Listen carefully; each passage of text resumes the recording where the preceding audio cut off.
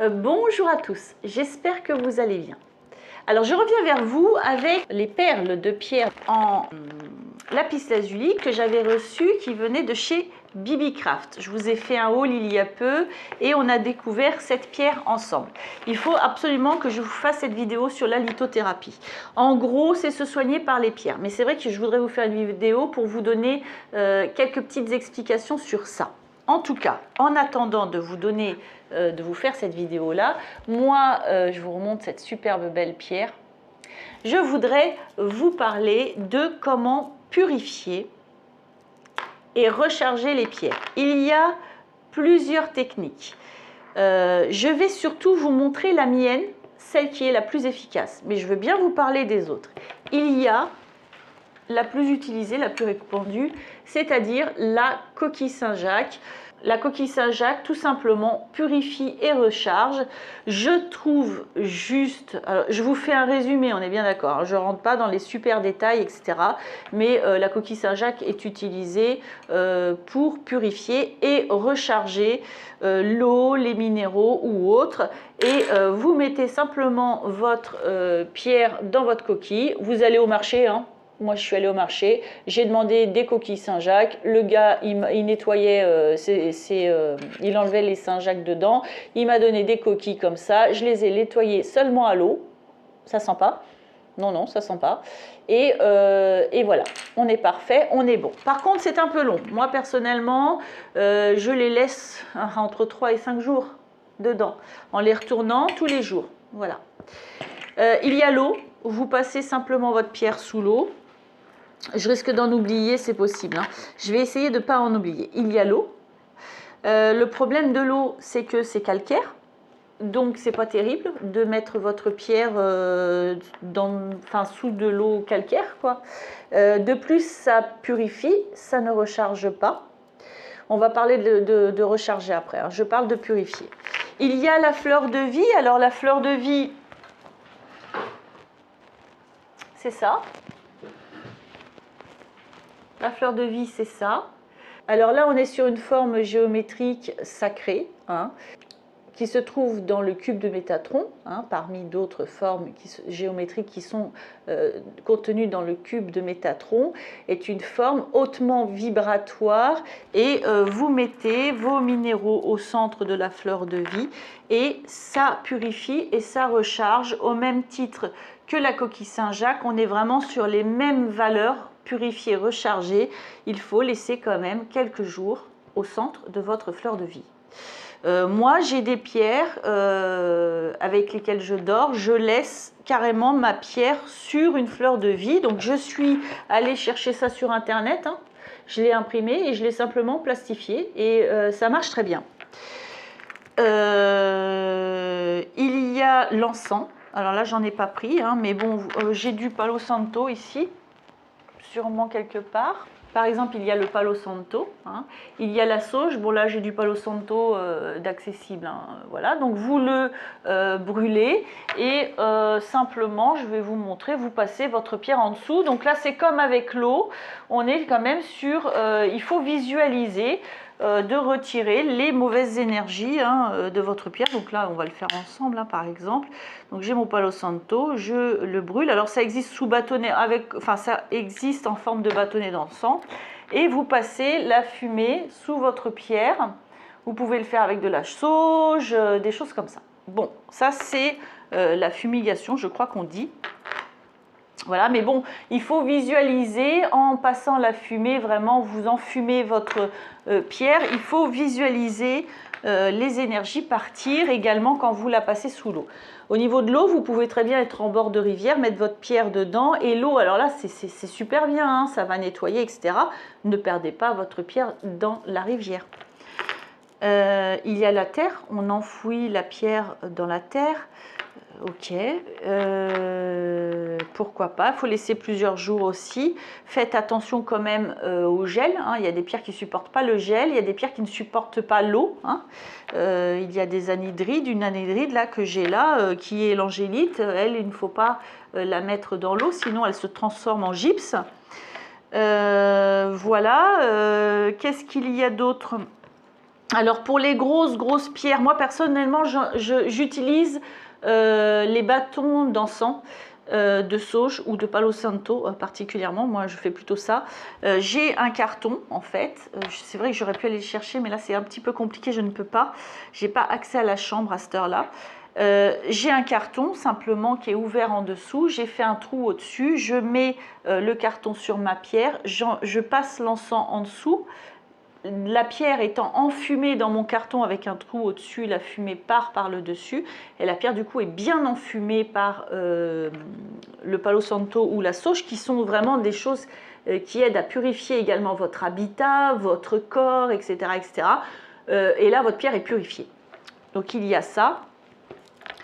Qu'est-ce qu'il y a d'autre? Il y a le magnétisme, il y a des gens qui savent, les magnétiseurs purifient très certainement leur pierre dans leurs mains. Et la recharge également comme ça. Voilà. Et aussi pour purifier, il y a le sel. C'est quand même la meilleure des techniques. C'est en quelques heures, votre pierre est purifiée. Donc je vous montre. Moi j'utilise cette méthode-là. Alors je prends, à Saint-Nazaire, on prend du sel de Guérande. Hein. Vous n'allez pas prendre autre chose. Tout de même. Il faut prendre du sel qui est gris, qui n'a pas été raffiné, blanchi ou je ne sais quoi. Donc vous prenez du gros sel. Moi je prends du gros sel de Guérande. Celui-là il arrive tout droit des marais salants. Il est plein de tout ce qu'il faut. Il est purifié par l'eau de mer. Il n'est pas chargé. D'accord? Le plastique empêche les énergies de passer, donc de contaminer votre sel. Il est sous plastique. Parfait. Donc vous ne prenez pas du sel qui a été lavé, relavé, qui est passé dans les mains de je ne sais qui, etc. Vous prenez du gros sel de mer, d'accord? Et vous mettez votre sel dans un récipient. On va le faire ensemble.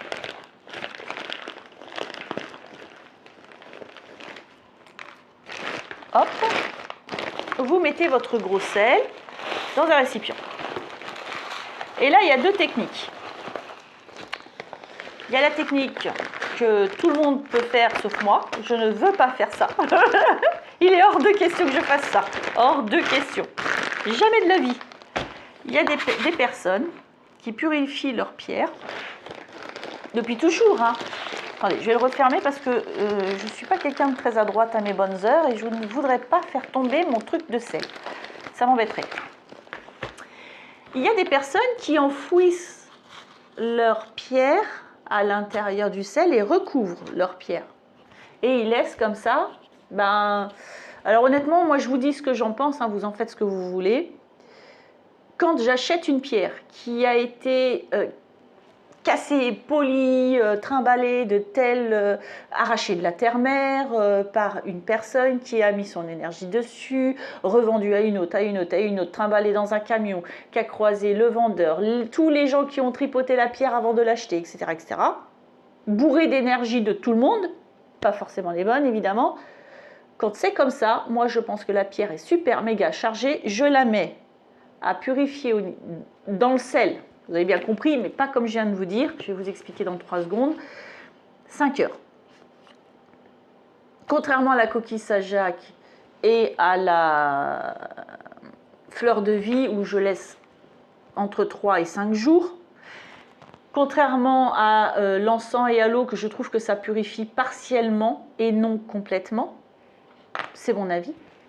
Là, on est sur quelque chose qui va vous purifier votre pierre, genre elle va vous la mettre à zéro, plus rien, d'accord?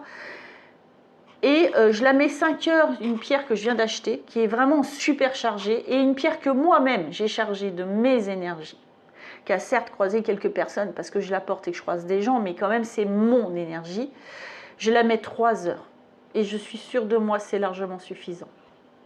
Je la mets 1h30 d'un côté, je la tourne 1h30 de l'autre. Ou quand je viens de l'acheter, je la mets 2h30 d'un côté et je la tourne, je la mets 2h30 de l'autre. Parce que moi, je ne creuse pas dans le sel pour mettre ma pierre et la recouvrir. Tout simplement. On sait que le plastique, ça s'en est, ne fait pas passer les énergies. Donc il va falloir trouver un moyen de faire du sel indirect. C'est-à-dire de mettre un récipient au contact de ce sel-là qui laissera passer les énergies de la pierre vers le sel qui va absorber les énergies de la pierre. Et pour cela, il existe le verre.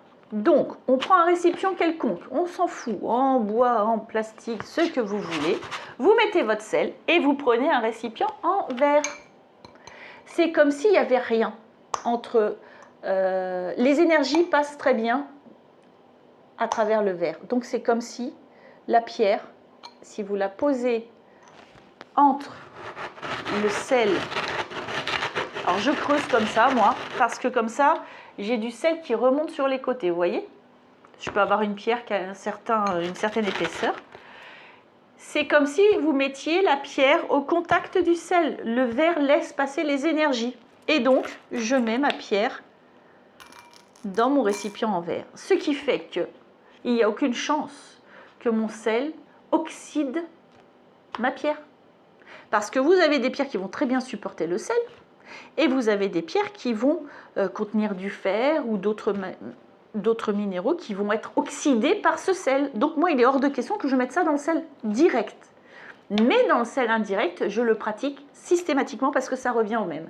C'est juste que la différence, c'est qu'il faut que vous tourniez à mi-temps, j'ai envie de dire, votre pierre pour que les deux facettes soient au contact du sel indirect. Voilà comment je purifie mes minéraux. Et qu'est-ce qu'on fait du sel? Le sel, vous ne le gardez pas, vous ne le mangez pas parce que si énergétiquement vous mettez dans votre corps des choses qui sont chargées négativement, eh bien c'est comme si vous alliez voir un magnétiseur qui ne vous envoie pas de la lumière mais de l'ombre. Vous voyez ce que je veux dire? Donc ne mangez pas ce sel, vous le jetez, moi je le mets dans les toilettes, de toute façon ça retourne à la mer, hein. C'est ça en fait, hein. Voilà, ou vous le mettez dans votre poubelle, peu importe, mais vous ne le mangez pas. Vous pouvez mettre plusieurs pierres différentes dans votre récipient en verre, ça c'est pas gênant, même dans votre coquille, même sur votre fleur de vie, vous pouvez mettre plusieurs pierres différentes, de toute façon elles vont être purifiées, voire purifiées et rechargées. Ça pose aucun problème et voilà, donc votre sel, vous le jetez tout simplement et vous ne le réutilisez pas pour purifier d'autres pierres parce que tout simplement il va être chargé votre sel et il ne peut, au bout d'un moment il va rendre aux pierres ce qu'il a. Voilà, autant les pierres rendent ce qu'elles ont et que c'est pour ça qu'à un moment donné, il faut les purifier parce qu'elles veulent se stabiliser hein, de toute façon à leur état d'origine. Au niveau vibratoire, je parle bien. Donc du coup, si vous la chargez, à un moment donné, elle va vous rendre ce que vous lui avez donné. Donc vaut mieux le mettre dans le sel, jeter le sel et recharger une pierre qui va se stabiliser à ce qu'elle est à la base, à ses propriétés énergétiques de base et vous les envoyer et que vous puissiez en profiter. Ce sel qui serait chargé, si vous essayez à un moment donné de mettre une pierre chargée dans du sel chargé, vous vous doutez bien qu'on va tout empirer et que ça sert strictement à rien. C'est juste de la logique finalement. Donc votre sel, vous le jetez. Comment je recharge mes minéraux? Alors, c'est compliqué. Vous allez me dire, mais oui, c'est super compliqué. Léa, il paraît qu'il y a des pierres qui ne supportent pas le soleil. Vrai. Il y a des pierres qui ne supportent pas le soleil. L'améthyste, si vous la mettez au soleil, elle va perdre sa couleur. J'en ai vu, hein, des améthystes qui n'ont plus de couleur, j'en ai vu. Le quartz rose, etc., etc. Donc, et il y a des pierres qui adorent le soleil. Les pierres noires en général adorent le soleil. L'œil de tigre, etc., etc. Mais quand on ne sait pas, qu'est-ce qu'on fait de ça? Eh bien moi je vais vous dire, c'est très simple. Il y a des pays où il n'y a pas de soleil. Il y a des hivers où il n'y a pas de soleil, où il pleut tout le temps. Et pourtant, on arrive bien à recharger nos pierres. Alors comment on fait? On les met dehors? Oui, on peut. On les met à la pleine lune? Oui, c'est génial la pleine lune. Mais, il n'y a pas la pleine lune tous les jours. Ah oui, mais alors comment on fait? N'oubliez pas qu'il ne faut pas qu'elle ait froid trop votre pierre, parce que quand même, il y a des pierres qui n'aiment pas le froid. Attention, attention. Alors comment on fait? Il y a des pierres qui n'aiment pas l'humidité. Donc le dehors, faites attention, vraiment faites attention. Moi, je ne me prends pas la tête. Je les mets en bord de fenêtre, pas côté sud, ça c'est clair. Mais je les mets en bord de fenêtre. Bon, moi je les mets plutôt vers l'ouest parce que le soleil du soir, en général le soir déjà, elles sont déjà rechargées, pardon. Le soir, elles ont déjà passé des heures à recharger. Je les laisse la journée. En mi-journée, je les tourne pour que les deux côtés prennent la lumière. Mais ce qui compte, c'est la lumière, juste la lumière. On sait très bien que les rayons du soleil passent à travers les nuages, mais ça n'agressera pas votre pierre. Clairement, c'est ce qu'il faut faire. Voilà. Vous la rechargez comme ça. Et vous pouvez la mettre également à recharger dans votre coquille. Ou, hop là, je l'attrape, sur votre fleur de vie. Vous pouvez les recharger aussi là-dessus. Vous pouvez les purifier, les mettre à zéro là-dedans et les recharger là-dessus. Sauf que là-dessus, bah, vous pouvez le mettre au bord d'une fenêtre et là, vous êtes tranquille toute la journée. Hein, vous la tournez, hop, à mi-temps. Hein. Mais si vous la mettez au milieu d'une pièce à recharger là-dessus, c'est plusieurs jours. Voilà, c'est ce que je pense de la purification et du rechargement. Le plus efficace et le plus pratique, c'est ça, le sel indirect. Et vous êtes tranquille, là votre pierre n'a plus aucune énergie. Et puis vous la rechargez en bord de fenêtre, pas en plein soleil, au cas où vous auriez une de vos pierres qui ne supporte pas le soleil. Et voilà. Après l'été, moi, je les mets dehors, à l'ombre, à recharger.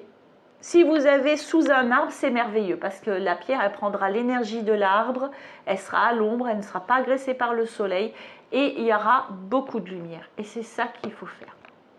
Voilà, donc j'espère avoir répondu à beaucoup de personnes qui m'ont posé ces questions-là. Mais comment on fait pour recharger et purifier et recharger les pierres? Eh bien, c'est comme ça qu'on fait. Alors, j'ai peut-être oublié une technique ou deux. C'est fort possible, mais je pense que, encore une fois, il faut faire ce qui parle au cœur. Là, on parle d'énergétique, on parle de soins énergétiques, donc on reste sur ce qui est le plus, ce qu'il vous parle le plus. Si c'est la coquille Saint-Jacques qui vous parle le plus, vous achetez votre bracelet, vous le mettez dans la coquille Saint-Jacques en arrivant à la maison. Vous laissez 5 jours, parce que vous l'avez pas, elle a côtoyé beaucoup de gens, tous les jours, vous retournez votre bracelet. Au bout de 5 jours, vous pouvez le porter, vous êtes tranquille. Vous portez votre bracelet, je vais y arriver. Et bien, ce que vous faites tous les soirs, vous le remettez dans votre coquille Saint-Jacques. Si c'est ça qui vous parle le plus, faites-le. Juste l'encens, pour moi, l'encens et l'eau, à moins que ce soit dans une rivière, effectivement, des pierres qui n'auraient pas peur de la mer. Pourquoi pas la mer? Exactement. Il faut faire attention, il y a des pierres qui n'aiment pas l'eau, hein, je vous le rappelle. Mais ça, c'est le top du top. C'est le top du top. Au risque de perdre sa pierre, vous faites bien attention, mais il faut quand même rester planté dans l'eau un petit temps quand même. Hein. Mais ça, c'est le top du top, il n'y a rien de tel. La terre, enfouissement dans la terre, c'est le mieux du mieux. Pourquoi pas avoir un récipient fermé en verre que vous mettez dans la terre? Mais c'est génial pour votre pierre. Ça va purifier, recharger, c'est génial. Mais à la maison, moi, j'ai pas de jardin. Je ne mettrai pas dans un pot de fleurs. Je pense que dans les pots de fleurs, je pense que les fleurs ne sont pas toujours très bien épanouies, voire même parfois elles sont en souffrance. C'est pas quelque chose qui vit avec de la pluie, avec un circuit énergétique. C'est pas pareil dans un pot. Je le mettrai pas. Mais ou une pierre qui est morte, je la mettrai dans un pot. Mais une pierre que je veux porter, moi je fais ça. C'est simple, c'est rapide. Le lendemain, vous portez votre bijou, vous êtes content. Votre bijou ou votre pierre roulée ou pas roulée, voilà, mais vous êtes content. Voilà. Donc, j'espère que cette vidéo vous a plu, j'espère surtout que ça vous a bien éclairé. Il faut vraiment que je trouve le temps de vous faire la vidéo sur la lithothérapie, vous dire un peu ce que c'est, mais bon, vous avez déjà bien compris ce que c'était. C'est facile à comprendre, mais je veux bien vous l'expliquer un peu mieux. Il faut vraiment que je trouve le temps, là je suis désolée, je suis très mauvaise élève. Mais j'y arrive pas. Voilà, en tout cas ça je voulais vous en parler parce que c'est vrai que c'est assez important. Pour la question d'ailleurs de l'œil de tigre, je pense en commander une assez rapidement. À un moment je vais en commander une, donc je vous parlerai de comment porter l'œil de tigre, ses propriétés. Je vous parlerai de avec quoi on peut l'associer ou pas. J'ai envie de dire plus pas que plus, que avec. Hein. Mais ça, je vous expliquerai ça dans une autre vidéo. Voilà, bon, si ça vous a plu, je veux bien un petit pouce en l'air, c'est ma récompense. Et puis, n'hésitez pas à commenter, à partager vos impressions, ce que vous allez préférer comme technique ou pas, si j'ai été assez claire, ce que j'espère. Et voilà, moi j'ai plus qu'à vous souhaiter une bonne journée ou une bonne soirée et à vous dire à bientôt.